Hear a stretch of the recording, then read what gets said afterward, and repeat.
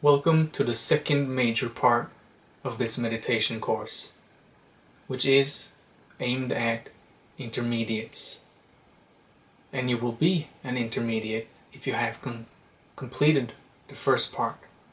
If you've actually accomplished and mastered the first beginner section, you will be ready for this now. So, from now on, we will never use a mantra again. Surely you can, if you want, but we're not going to use it anymore. Because a mantra keeps your mind addicted to, or not necessarily addicted, but keeps your mind requiring something to focus itself, something audible, something mental. And so it kind of keeps you locked in the I have to use my mind in order to do this. But the thing is, since meditation is what you are, you don't need the mind in order to meditate. And so we should be weaned off the mantra completely as soon as possible, preferably. So in every lesson from now on, throughout the intermediate section, we will start with something else in the expert section, but for as long as we're in the intermediate section, we will shift from mantra to keeping the awareness on our breath.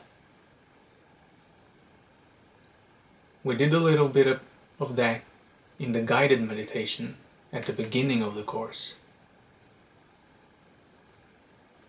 And so now that you have had a good taste of meditation and you're acquainted with the meditation state, I want you to start every meditation by being aware of your breath. And you keep the awareness of your breath intact during the entire meditation session. No matter how long or short it is, stay aware of air going in and going out. Inhale, exhale. Do not think about it. Merely be aware of the breath, like the engine that keeps this experience active. Okay?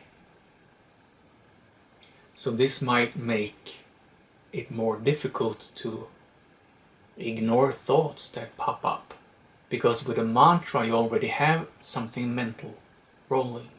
But with only your awareness on the breath, which is non-verbal, soundless, it's just